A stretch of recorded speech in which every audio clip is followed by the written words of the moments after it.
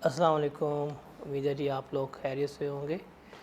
सो आज का lecture is regarding the orientation of the fast track, कि हम किस तरह से ये फास्ट ट्रैक को लेके चलेंगे और वाई फास्ट ट्रैक और ये किन स्टूडेंट्स के लिए है, वो सारा कुछ जो है वो हम यहाँ पे डिस्कस करेंगे। एग्ज़ाम पैटर्न हमारा क्या है, हम उसको भी यहाँ पे डिस्कस आउट करेंगे और कैसे हम फिर चीज़ों को कैरी करेंगे, क्या हमारा तरीक़ेकार होगा और कैसे हम उसको अपने पेपर को क्लियर करेंगे इस अटैम्प्ट में। ये सारी चीज़ें जो हैं वो हमने क्या करनी है, डिस्कस करनी है। तो फर्स्ट लेक्चर हमेशा जो है वो इंट्रोडक्टरी लेक्चर ही होता है और इसमें सिर्फ हम चैप्टर्स के बारे में देखेंगे, बुक के बारे में देखेंगे, कौन सी है कौन सी नहीं है, उसको डिस्कस करेंगे। अब ये जब फास्ट ट्रैक की हम अनाउंसमेंट करते हैं या जब फास्ट ट्रैक हम लेके चलते हैं तो बेसिकली हमारी बात होती है नंबर वन पर्टिकुलरली कि हम शायद पीआरसी के बच्चों को टारगेट कर रहे हैं।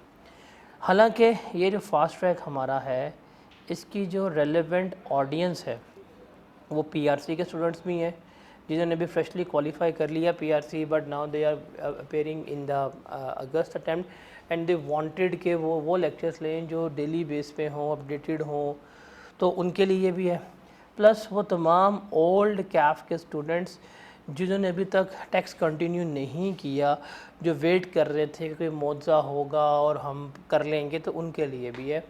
बिकॉज़ ये सेशन में आपने ईदें फेस की हैं, उसमें ऑन एंड ऑफ तो सेशन छोटा था, तो अब काफ़ी बच्चे ऐसे हैं जिनके पेंडिंग लेक्चर्स जो हैं वो बहुत ज़्यादा हैं। अब वो पेंडिंग लेक्चर कवर करें, आगे चलें, तो उन तमाम स्टूडेंट्स के लिए ये जो फास्ट ट्रैक जो है ये बेसिकली क्या है, ये सबसे आइडियल सब्जेक्ट है, आइडियल कोर्स है कि अगर आप वाकई ही इस अगस्त अटैम्प्ट में अपना पेपर जो है वो क्लियर करना चाहते हैं, then this fast track is ideal for you. Remember, fast track जब हम बात करते हैं तो हमारी एक अजम्पशन होती है माइंड में कि स्टूडेंट जो है उसके पास अब रिमेनिंग टाइम में ये एक या दो पेपर ही हैं जिसके ऊपर फोकस कर रहा है, जो उसने देने हैं। लाइक आपके अगर फास्ट ट्रैक में अगर हम बात करें तो मेजॉरिटी आवाम हमें मिलती भी वो है जो दो पेपर्स के साथ चल रही होती है। तो एज़ ऑफ फ्रॉम टुडे दो पेपर्स मैनेज करना जो है वो बहुत ज़्यादा लाइक डूएबल अप्रोच है, आप उसे कर सकते हैं। अगर आप नंबर ऑफ़ डेज़ काउंट करें कितने हैं, नंबर ऑफ़ लेक्चर्स काउंट करें कितने हैं, तो आपका पेपर जो है वो इजीली पास हो सकता है। मतलब इस फास्ट ट्रैक की अगर हम बात करें तो हमारे 40 डेज़ में हम पूरा फास्ट ट्रैक जो है वो हम कवर कर रहे होंगे। तो यू कैन से डैट इसके लिए हम एक स्लोगन यूज़ करते हैं 40 दिन टैक्स, इनके 40 दिन में हम पूरा टैक्स जो है वो क्या करेंगे, कंप्लीट करेंगे। तो if you really want to clear that relevant subject, तो आपको क्या करना है, आपको ये 40 दिन जिस जिस दिन पे जो जो लेक्चर होगा, जो जो आपको वीडियोस मिलेंगी, उनको साथ साथ करना है, आपका पेपर जो है वो क्या होगा, पास होगा। अगर हम बात करें कैफ़ की, तो कैफ़ 1 से लेके कैफ़ 8 तक जो है वो हमारे 8 सब्जेक्ट्स हैं जिनको हम यहाँ पे डील कर रहे होते हैं। अब मेरे से डिफ़िकल्टी वाइज पूछे ना कि सबसे मुश्किल सब्जेक्ट कौन सा है या सबसे आसान सब्जेक्ट कौन सा है, तो जब आप आसान का नाम लेंगे तो मैं जेन्युइनली ऑनेस्टली जिस सब्जेक्ट का नाम लूँगा वो टैक्स है। टैक्स का पेपर पूरे कैफ में पास करना सबसे आसान है, लेकिन जब मैं ये बात कह रहा हूँ और इस बात को कहने के बाद अगर मैं बैकएंड के ऊपर जो रिसेंट आई कैप के रिज़ल्ट्स आए हैं, अगर मैं उनके स्टैट्स देखूँ तो ये बात, मेरी ये वाली बात और आई कैप के जो रिज़ल्ट्स हैं वो आपस में कॉन्ट्राडिक्ट कर रहे हैं। मेरे एंड से अगर मैं कहूँ कि इस पेपर को पास करना सबसे आसान है पूरे कैफ में, तो इसका मतलब इसकी पासिंग रेशो सबसे ज़्यादा बेहतर होनी चाहिए। लेकिन रीसेंट अटैम्प्ट का अगर हम रिज़ल्ट देखें तो कैफ 8 में जो सबसे ज़्यादा जिसका बुरा रिज़ल्ट था वो टैक्स था। मतलब जो नीचे से जिसने टॉप किया है वो टैक्स का पेपर था। तो जहाँ पे ये पेपर इतना आसान है, वहाँ पे स्टूडेंट के एंड पे इसको क्रैक करना, इसको सॉल्व करना, इसको पास करना is getting difficult day by day. इसके कुछ रीज़न्स हैं जो आगे जाके हम डिस्कस करेंगे और आपने उन रीज़न्स को क्या करना है, ओवरकम करना है। अगर आप उन रीज़न्स को ओवरकम कर लेंगे आपका पेपर पास हो जाएगा, अगर आप उन रीज़न्स को ओवरकम नहीं करेंगे तो आपका पेपर जो है वो आपको फिर तंग करेगा। और याद रखिएगा, कि हर स्प्रिंग की अटैम्प्ट में आपने टैक्स का सिलेबस जो है वो नया पढ़ना होता है। तो अभी जो आपकी अटैम्प्ट चल रही है, इसके बाद अगर आपका टैक्स इस अटैम्प्ट में पास हो जाए तो ठीक है, अगर इस अटैम्प्ट में आपका टैक्स पास नहीं होता तो खुदा ना खास्ता आपको जो अगली अटैम्प्ट में टैक्स में फिर होना पड़ेगा, सिलेबस चेंज होगा। तो पहली अटैम्प्ट में पास कर लो तो बेहतर है, अदरवाइज़ ये आपकी तीसरी अटैम्प्ट लेके जाएगा। तो आपको अब चाहिए क्या इस पेपर में? इस पेपर को पास करने के लिए you need only one thing, that is consistency. आपको कंसिस्टेंसी जो है वो चाहिए, आपको रेगुलर होना चाहिए, आपको रोज़ का काम रोज़ करना है। अगर रोज़ फॉर एग्जांपल 1 घंटे 30 मिनट का लेक्चर हुआ है, 1 घंटे 20 मिनट का लेक्चर हुआ है, तो आपको वो 1 घंटे 30 मिनट का लेक्चर जो है उसको उतना ही प्रैक्टिस करना है। 1 घंटे 20 मिनट का लेक्चर उसको आपको उतना ही प्रैक्टिस करना है। If that is your approach, तो आप क्या कर सकते हो, आप अपना पेपर जो है पास कर सकते हो। तो चूँकि अभी हम इतनी ज़्यादा बातें नहीं करेंगे, हमने टू द पॉइंट ही चलना है और आपको इतना बोर भी नहीं करना ओरिएंटेशन में। तो सबसे पहले हम बात करते हैं कि हमारा सिलेबस क्या है। Because there are two approaches कि हम आएँ शुरू करें और अन्य वापस तैयारी करते रहें, हमें सिलेबस का पता ना हो कि कौन से ग्रेड में से किसके कितने मार्क्स आएंगे और हम ऐसे ही मुंह उठा के जो है पेपर देने चले जाएँ। If that is the approach तो अल्टीमेटली हमारा रिज़ल्ट जो है वो ख़राब ही आएगा। हमें इस सब्जेक्ट को शुरू करने से पहले ही इस चीज़ का अंदाज़ा होना चाहिए कि हमारा सिलेबस है क्या, हमने किस तरह अपने मार्क्स को डिवाइड किया हुआ है, क्या उसकी डिवीज़न है, किस एरियाज़ में से हम कितने मार्क्स सिक्योर करेंगे, ये सारा हमें पता होना चाहिए। अगर ये सारा हमें पता होगा तो हमारा पेपर जो है वो ईज़ी रहेगा, हमें पास करने भी आसानी होगी। अब देखें, हम बात करते हैं कि आपको पास करने के लिए कितने मार्क्स चाहिए। आपको पास करने के लिए 50 नंबर जो हैं वो दरकार है और टैक्स में 50 नंबर सिक्योर करना एक इजी अप्रोच है। मैं सिलेक्टिव स्टडी की बात नहीं कर रहा, मैं एक अप्रोच की बात कर रहा हूँ कि अगर आप इस अप्रोच से चलते हैं तो आप 50 नंबर जो है वो सिक्योर कर सकते हैं bye planning yourself, bye planning the subject, कि आपको पता होगा किस एरियाज़ में से कितने मार्क्स का पेपर आता है। अगर हम बात करें तो हमारा ग्रेड जो है बेसिकली वो हमारा सिलेबस जो है वो 4 ग्रेड्स में जो है वो डिवाइडेड है। जो ग्रेड नंबर 1 है इसमें हमने 3 चैप्टर्स जो हैं वो क्या करने हैं, डिस्कस करने हैं, जिसमें से एक होगा ऑब्जेक्टिव ऑफ टैक्सेशन, एक होगा कॉन्स्टिट्यूशन और दूसरा होगा एथिक्स वाला। ये जो 3 चैप्टर हैं ये हमारे बुनियादी बेसिक्स में से आते हैं और इसमें से कुछ चैप्टर तो वो हैं जो आप अपने पीआरसी में पढ़ के आ चुके हैं, like you had studied about the direct tax, indirect tax, kinds of taxes, canons of taxes, taxes as means for development, revenue objective, non revenue objective, आप ये सारा कुछ पीआरसी में पढ़ के आ चुके होते हैं। तो ये हमारा चैप्टर वो वाला होगा। कुछ एथिक्स की बात करेंगे, कुछ हम बात करेंगे कॉन्स्टिट्यूशन की, जिसके आपका फाइनेंस एक्ट किस तरह बनता है, आपके फेडरल फाइनेंशियल प्रोसीजर्स क्या होते हैं, अभी जब बजट वगैरह आएगा उसका तमाम मैकेनिज़्म जो है वो हम पढ़ेंगे। ये 3 चैप्टर्स ना बेसिक्स में आते हैं, इब्तदाई चैप्टर्स में आते हैं, and these 3 chapter are easy chapters. अब आपने इसकी वेटेज जो है वो 5 से 10 नंबर की है हिस्टोरिकली। अब आप देखिएगा जब मैं हिस्टोरिकली बात करूँगा, ऑन एवरेज इसमें से जो नंबर आपको मिलेंगे वो 8 मार्क्स जो हैं वो मिल रहे होते हैं। ऑन एवरेज पास पेपर में 8 नंबर तक का जो है वो इस एरिया में से आया ही आया। अब आपको इसमें से एमसीक्यूज़ मिल रहे हैं, आपको इसमें शॉर्ट क्वेश्चन मिल रहा है, बट आपको ये 8 नंबर का इसमें से एरिया मिलेगा ही मिलेगा। उसके बाद हमारे पास जो सेकंड एरिया है ना सिलेबस का, वो ये कंबाइन अगर हम करें तो ये कंबाइन जो है वो हमारा इनकम टैक्स है, लेकिन इसको बाद में डिस्कस करते हैं। थर्ड एरिया हमारे पास सेल्स टैक्स का है, जिसकी वेटेज जो है वो 20 से 30 नंबर की है और इसमें से आपको फॉर श्योर जो है ऑन एवरेज 28 नंबर तक का एरिया पेपर में मिलना ही मिलना है। तो 8 नंबर आप इस ग्रेड से कर लें, 28 नंबर आप एवरेज इस ग्रेड से कर लें, तो 36 मार्क्स तो सिर्फ इन 2 ग्रेड से हो रहे हैं। फिर हमारे सिलेबस का जो सबसे बड़ा एरिया है वो आता है इस इनकम टैक्स का, जिसकी वेटेज जो है वो 70% तक की है, जिसको 2 एरियाज़ में बाइफरकेट किया गया है। एक है इनकम टैक्स की चार्जेबिलिटी के कैलकुलेशंस वगैरह हमने किस तरह करनी है, दूसरा है इनकम टैक्स की एडमिनिस्ट्रेशन एंड कंप्लाइंस के इनकम टैक्स हमारा चलेगा कैसे, ये एफबीआर के प्रोसीजर्स क्या होते हैं, रिटर्न्स कैसे सबमिट होनी है, अपील्स का क्या प्रोसीजर है, असेसमेंट क्या होती है वो। अब ये वाला जो एरिया, इसमें से आपके 3 चैप्टर हैं, रिटर्न असेसमेंट भी हमारे सिलेबस के, इसकी वेटेज 10 से 15 है, expect 10 number from that area. लेकिन इसमें से सिर्फ एक चैप्टर है जिसको हम कहते हैं इनकम फ्रॉम बिजनेस, इसमें से आपको 20 नंबर आएंगे ही आएंगे। तो आप 3 एरिया सिर्फ अपने इस सिलेबस में साइड पे कर लें, बेसिक्स वाला ग्रिड, इनकम फ्रॉम बिजनेस और सेल्स टैक्स। ये 3 एरिया आपके 50 से 58 मार्क्स के हैं। 50 से 58 मार्क्स जो हैं वो आपके सिर्फ इन 3 एरियाज़ में से आ रहे होंगे। अब आप आज टैक्स पढ़ना शुरू कर रहे हैं और आपको डे 1 पे जब बता दिया गया है कि यार ये 3 एरियाज़ ऐसे एरियाज़ हैं जिसमें से आपका more than 50% of the area आना ही आना है, more than 50% of the syllabus आपका इसी में से आ रहा है, टेस्टिंग आपकी 50 से 58% की यहाँ से बन रही है, तो फिर आपको इसको फिर ध्यान से लेके चलना चाहिए।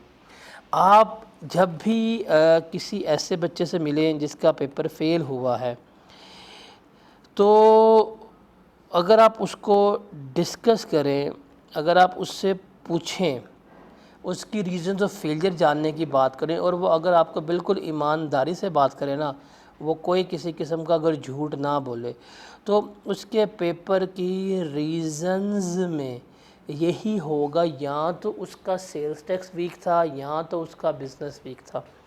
ये बिज़नेस और सेल्स टैक्स चूँकि अवाम का वीक होता है, उसको वो सही तरह से तैयार नहीं कर पाते, तो अनफॉर्चुनेटली उनका पेपर जो है वो क्या हो जाता है, फेल हो जाता है।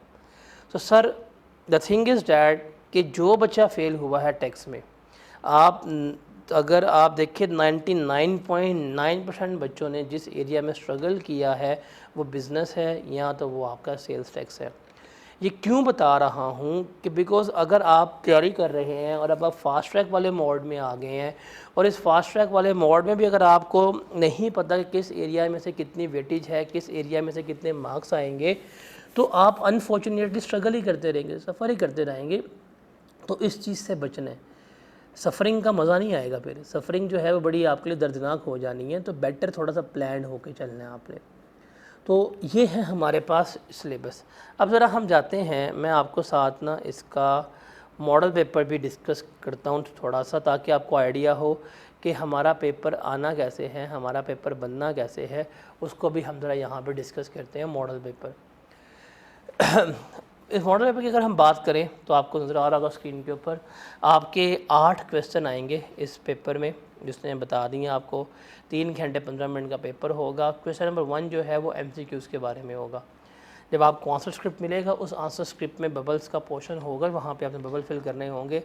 जो आपका क्वेश्चन नंबर 1 होगा, इसमें से आपको MCQs आएंगे, पूरी बुक में हो सकते हैं आप MCQs, आप जिसके मर्ज़ी कर लें, आप MCQs की प्रैक्टिस जहाँ से मर्ज़ी कर लें।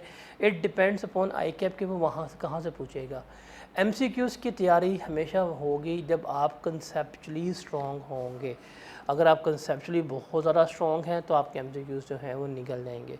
तो MCQs वो किसी भी जगह से पूछ सकता है। अगर देखें तो मॉडल पेपर में 1, 2, 3, 4, 5, 6, 7, 8, 9, 10 नंबर के MCQs जो हैं उसने आपको पूछे हैं। अगर आप देखें तो आपका पेपर जो है वो 2 सेक्शंस में डिवाइडेड है।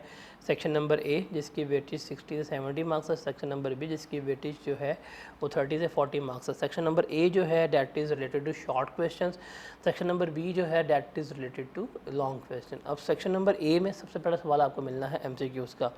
MCQs जो है बजाने मुफ्ते के नंबर हैं, अगर थोड़ा सा आप कंसेप्चुअली स्ट्रॉन्ग चलेंगे पेपर में, आप इसमें से मार्क्स सिक्योर कर सकते हैं। फिर आपको अगला सवाल आएगा डैट इज़ शॉर्ट क्वेश्चन। हम देखें इसकी वेटेज जो है 12 नंबर तक की है। फिर अगला सवाल 7 नंबर का है, ये भी शॉर्ट क्वेश्चन है। फिर 4 नंबर का, फिर 4 नंबर का, इससे थ्योरेटिकल क्वेश्चन आ रहे हैं। फिर आपके पास 9 नंबर का सवाल है। फिर आपके पास ये 10 नंबर के 2 सवाल आए हैं थ्योरेटिकल। फिर आपके पास 6 नंबर का, ये 3 नंबर का, ये तो 9 नंबर के सवाल आए हैं। तो ये theoretical plus numerical short question आपके आने हैं। 6 सवाल हैं आपके, जिसमें एक आपके MCQs के। सेक्शन बी में 2 लॉन्ग क्वेश्चन आने हैं, और अमूमन एक सवाल लॉन्ग बिज़नेस का ही होना है। जैसे ये सवाल बिज़नेस का लॉन्ग है, 19 नंबर का सवाल आया है बिज़नेस का न्यूमेरिकल, और एक आपको सेल्स टैक्स का न्यूमेरिकल मिलना है, ये भी कितने का होगा, 16 मार्क्स का होगा। तो आपके कुछ इस तरह से ही क्या है पेपर की डिवीज़न की गई है कि आपको शॉर्ट क्वेश्चन भी मिलेंगे, आपको लॉन्ग क्वेश्चन भी मिलेंगे। अगर आप इस पेपर को देखें ना तो बड़ा यूनिक सा पेपर है। अब FR पढ़ रहे हैं, जो मैं FR पढ़ाता हूँ, तो उसमें हम बात करें उसमें 3 ना होने के बराबर है, all thing is that is numerical based चल रही होती हैं। अब डीएसआर की बात करेंगे थ्योरेटिकल, लॉ की बात करेंगे थ्योरेटिकल, एमए की बात करेंगे न्यूमेरिकल, सीआर की बात करेंगे न्यूमेरिकल, ऑडिट की बात करेंगे थ्योरेटिकल है। तो ये सारे पेपर यहाँ थ्योरेटिकल या numerical, but this is the paper जो बोथ न्यूमेरिकल और थ्योरेटिकल है। अगर आप इस पेपर की थोड़ी सी डिवीज़न की बात करें ना, तो आपको इसमें से 60% पेपर जो है वो न्यूमेरिकल बेस मिलना है, आपको इसमें से 40% पेपर जो है वो आपका थ्योरेटिकल बेस मिलना है, ये चीज़ कंफर्म है। और अगर मैं न्यूमेरिकल बेस में भी बात करूं तो इसमें आपको 2 जो हैं, इस न्यूमेरिकल बेस में आपको 2 लॉन्ग क्वेश्चंस जो हैं वो आने हैं। एक आपको लॉन्ग क्वेश्चन आना है डैट इज़ सेल्स टैक्स का, एक आपको लॉन्ग क्वेश्चन आना है that is income from business का, सेक्शन नंबर बी बनना है, जिसकी वेटेज आप कह सकते हैं आपको 35 से 40 नंबर के ये हैं।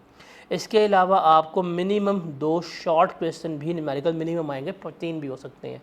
और बाद में क्या मिलेगी आपको थ्योरी में आपके एमसीक्यूज़ भी शामिल हो सकते हैं, और थ्योरी में मोस्टली आपको यहाँ पे एप्लीकेशन बेस्ड थ्योरी जो है वो मिल रही होती है।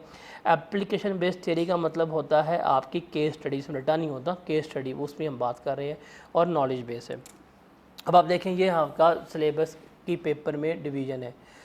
आप न्यूमेरिकली अगर वीक हैं पेपर पास नहीं होगा, आप थ्योरेटिकली वीक हैं पेपर पास नहीं होगा।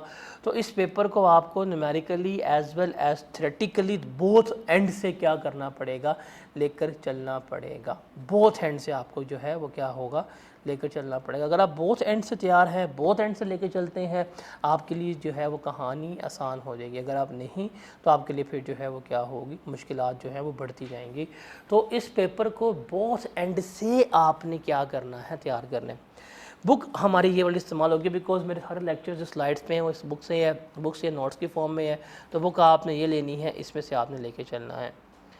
अब ये कुछ रीजंस ऑफ फेलियर्स हैं जो आपने ओवरकम करने हैं if you really want to clear the paper. Because orientation इतना मैं आपको बोर नहीं करूँगा, ताकि हम नेक्स्ट लेक्चर पे डायरेक्टली जंप करें और हम पढ़ना स्टार्ट करें। तो हमको पढ़ना कैसे है, कौन सा ये पहले करेंगे। अब ये रीज़न ऑफ फेलियर है, जैसे inability to understand what examiner want, हमें एग्जामिनर की रिक्वायरमेंट समझ नहीं आती, वो क्या पूछ रहा है, हमें टॉपिक के एप्लीकेशन इश्यूज़ हैं, हमें पेपर में उसकी रिक्वायरमेंट समझ नहीं आ रही, हमारी प्रेजेंटेशन जो है वो एग्जामिनर के मुताबिक नहीं है, ये रीज़न्स हैं। सेलेक्टिव स्टडी, ये तो सबसे बड़ी प्रॉब्लम है कि हम अभी जागते हैं और हम कहते हैं जी कोई ऐसा मौजज़ा हो जाए, कोई ऐसी बात बता दें कि हम वो 5 सवाल कर लें, हमारा पेपर पास हो जाए। सर ऐसा नहीं होता, दैट थिंग डजेंट एग्जिस्ट। आप एक प्रोफेशनल स्टडीज़ में हैं, आप उस प्रोफेशनल स्टडीज़ की बात करें तो ये 2 सवाल करके, 5 सवाल करके, 10 सवाल करके तो पेपर क्लियर नहीं हो सकता। आपको उस पेपर को, उस एग्ज़ाम को ड्यू रिस्पेक्ट देनी पड़ेगी जो वो डिमांड कर रहा है, जो उसकी राइट है, जो उसकी वैल्यू है। आप बीए नहीं कर रहे, आप सीए कर रहे हैं, सीए डिमांड्स का सिलेबस पूरा हो, आपने कंसेप्चुअली स्टडी की हो, इन डेप्थ जाके चीज़ों को प्रैक्टिकली समझा हो। आप जिस सब्जेक्ट को पढ़ रहे हैं, this subject is highly practical subject है। वन ऑफ द सब्जेक्ट है जिसको आप जाएंगे अपनी प्रैक्टिकल लाइफ में ऑप्ट कर रहे होंगे। आप कल को क्वालिफाई करते हैं, किसी फॉर्म के मैनेजर जाकर लग जाते हैं, या आप जितनी हाई पोस्ट पे जाएंगे तो अगले बंदे की एक्सपेक्टेशन होगी कि ये बंदा चार्टर्ड अकाउंटेंट है, मैं इसको हायर कर रहा हूँ, इसको तमाम टैक्स की नॉलेज जो है वो होनी चाहिए। अगर आप कहते हैं कि मुझे टैक्स की नॉलेज ही नहीं है और मैंने सीए कर लिया और जाके मैं किसी अच्छी पोस्ट पर बैठूँगा, पॉसिबल नहीं है। बिकॉज आपसे एक चीज़ डिमांड की जा रही है एंड दैट इज़ वर्सिटिलिटी। आप हर चीज़ का आपको इल्म है, तो उसमें टैक्स आपके लिए बड़ा इंपॉर्टेंट है। और प्रैक्टिकली कंपनीज़ में आपका ये रोल अज्यूम्ड है कि तमाम टैक्सेस के मैटर्स आपने डील करने हैं, कैसे कंप्लाइंस कर रहे हैं, क्या नहीं कर रहे, विद होल्डिंग क्या है, सैलरी कैलकुलेशंस क्या है, एक्सपेंसेस क्या हैं, क्या नहीं है, सारा कुछ आप कर रहे हैं। तो ये बहुत प्रैक्टिकल सब्जेक्ट है। इवन आप कैफ लेवल पर जो टैक्स पढ़ रहे होते हैं ना, याद रखिएगा एक बात कि आप लोग जो कैफ लेवल पर टैक्स पढ़ रहे होते हैं, ये इतना इन डेप्थ डिटेल होता है कि अगर आप इसको अच्छी तरह समझ जाएं और आपको हैंड्स ऑन एक्सपीरियंस दे दिया जाए कि आपने रिटर्न कैसे फ़ाइल करनी है, आपने एक्सेल की शीट कैसे बनानी है, पोर्टल पे कैसे वैल्यू लिखनी है, टैक्स की कैलकुलेशन कैसे करनी है, कैसे चालान पे करना है, अगर इस नॉलेज के साथ जो आपने कैफ में पढ़ी है, इसके साथ आप थोड़ा सा जाके हैंड्स ऑन एक्सपीरियंस ले लें, तो आप प्रैक्टिकली जो छोटे बिजनेसेस हैं या जो इंडिविजुअल्स हैं, आप उनकी इनकम टैक्स रिटर्न्स फाइल कर सकते हैं। तो ये इतना प्रैक्टिकल पेपर है, तो आप थोड़ा सा इसको आप इन डेप्थ लेके चलो, इसको समझें। प्रैक्टिकल पेपर जो है आप लेके चल रहे होंगे, तो कोई चीज़ सिलेक्टिव स्टडीज़ में नहीं कर सकते आप, ये चीज़ छोड़ दें, हर चीज़ करनी है। टाइम मैनेजमेंट बुरी होती है, टाइम मैनेजमेंट बेहतर करनी है, और वो लिखने से होती है। टाइम मैनेजमेंट बेहतर होगी कि जितना आप लिखेंगे, जितना आप टेस्ट देंगे, तभी बेहतर होगा। पास पेपर पर रिलायंस है, हम समझते हैं कि हमने पास पेपर कर लिया, पेपर पास हो जाएगा। आई कैप के मैं आपके साथ एग्जामिनर कमेंट्स शेयर करूंगा, उन एग्जामिनर कमेंट्स में वो क्लियरली एक चीज़ को इन्फॉर्म कर रहा है, बार बार कह रहा है कि भाईजान पास पेपर्स जो हैं वो सिर्फ आपकी सेक ऑफ प्रैक्टिस के लिए हैं, सॉलिडली उन पर रिलाई करना कि ऐसा ही पेपर आएगा, ये हमने कहीं पे भी नहीं कहा, ना आई कैप इसको मानता है। फिर सिलेबस को हम आई कैप के मुताबिक तैयार नहीं करते। बच्चे बूढ़े होते हैं, उनको ये नहीं पता होता कि भाईजान हमारा सिलेबस है क्या, ग्रिड क्या है, किस ग्रिड की वेटेज क्या है, क्या नहीं है, ये नहीं होता। पेपर को प्लान नहीं करते, और कुछ एरियाज़ की बहुत प्रैक्टिस करते हैं, कुछ एरियाज़ की प्रैक्टिस नहीं कर रहे होते। तो ये कुछ रीज़न्स ऑफ फेलियर हैं। अगर आप इन रीज़न्स को ओवरकम कर लेंगे तो आपका पेपर जो है वो क्या हो जाएगा, पास हो जाएगा। अगर आप इन रीज़न्स को ओवरकम नहीं करेंगे तो आपका पेपर नहीं पास होगा। आपको लेबोरियस काम नहीं करना, आपको 3-3 घंटे सब्जेक्ट नहीं देने। आपके पास लेक्चर आएगा, लेक्चर को हम बहुत ही कंसाइज वे में डिस्कस करते हैं, टू द पॉइंट होता है, इररेलेवेंट डिस्कशन ना होने के बराबर होती है, और मोस्टली हम टू द पॉइंट जो रिलेटेड स्टडी है वो कर रहे होते हैं। लेक्चर को सुनो, समझो। समटाइम्स मोस्टली इंपॉर्टेंट कंसेप्ट मैं सार्कास्टिकली समझा देता हूँ, मजाक में, ताकि वो आपके माइंड में रहें कि यार ये चीज़ हमने ऐसे बात की थी। तो तमाम टॉपिक्स को लॉजिक के साथ समझ लें, जो क्वेश्चंस कहूँगा वो करूँगा, दूंगा वो आपने करने हैं, होमवर्क आप लोगों ने लाजमी करना है, सिलेबस पूरा करना है, कोई चीज़ आप लोगों ने छोड़नी नहीं है। टेस्ट आपके जैसे चैप्टर एंड होगा, चैप्टर एंड के बाद टेस्ट होगा, वो लाजमी देना है। पास पेपर के अलावा भी कुछ सवाल करने हैं जो असाइनमेंट्स होंगी। आपके समराइज नोट्स होने चाहिए, और समराइज नोट बुक में अवेलेबल है। बुक में हर चैप्टर के एंड पे समरी जो है वो गिवन है, वहाँ से लेके चलेंगे। आपने अनसीन क्वेश्चंस करने हैं और उसके लिए टेस्ट होने चाहिए, और हर एक टॉपिक को उसके रेलेवेंट वेटेज के मुताबिक क्या करना है, आपने लेकर चलना है। अगर आप इन सब को ऑप्ट कर लेते हैं, आपका पेपर पास हो जाएगा। तो ये बातें, सिलेक्टिव स्टडी कभी भी नहीं करनी, रोज़ का मिनिमम 1 घंटा पढ़ना है आपने, क्लास के बाद जो क्लास में पढ़ाया। आखिरी महीना रिविजन्स के लिए है, तो हमारी आखिरी महीने की बात करें, क्योंकि आपके पेपर 17 अगस्त को हैं, तो हमने 40 डेज़ पे इसको लेके चलना है। अगर आज हमारी डेट है तो ये, तो तकरीबन यू कैन से डैट कि हम इसको 20 जुलाई के राउंड अबाउट जो है वो ख़त्म कर देंगे, ताकि still you gonna have around 20+ days जिस पे आप क्या कर सकें, पेपर को जो है वो पास जो है वो कर सकें। और टेस्ट लास्ट में देने हैं, इस भाई पे यकीन रखना है, यकीन माने इतने बच्चे पास कराते हैं, बूढ़ा हो गया पास करा करके, बच्चे मेरे सर्टिफिकेट भी लेके बैठे हुए हैं, तो इस पर यकीन भी रखना है। और हर एक से सजेशन नहीं देनी, ख़ास तौर पर जो है ना ये online social media investors group, इनसे ज़रा आप लोगों ने बच के रहना है। तो अब हमने स्टार्ट करना कैसे है, मैं आपको बताता हूँ। ये ग्रिड है तो जो इनिशियल लेक्चर्स होंगे ना, वो हम पहले इस ग्रिड के डिस्कस करेंगे, कुछ बेसिक्स जो हैं आपकी वो डेवलप करेंगे। तो हार्डली 4 से 5 लेक्चर्स या हार्डली 4 से 5 घंटे का कंटेंट होगा, जिसमें मैं आपको ये चीज़ जो है वो डिलीवर करूँगा। उसके बाद हम स्टार्ट करेंगे सेल्स टैक्स, और उसके बाद जो है फिर हम कहाँ निकल जाएंगे, हम इनकम टैक्स पे। तो यू कैन से डैट कि ये वाला और ये वाला 15 लेक्चर्स में हम अपने 2 ग्रिड्स जो हैं वो कंप्लीट करेंगे। अगर ये 2 ग्रिड्स हमारे 15 लेक्चर्स में कंप्लीट हो जाएंगे, उसके बाद जो अगले होंगे वो फिर हम नेक्स्ट 25 लेक्चर्स में कंप्लीट कर रहे होंगे। तो we gonna start with the objective of tax, उसके बाद कॉन्स्टिट्यूशन, एथिक्स एंड सारा कुछ जो है वो हम कर रहे होंगे। ठीक है जी, तो that was all about the orientation. कोई मसला हुआ मुझसे पूछिएगा। अल्लाह हाफिज़।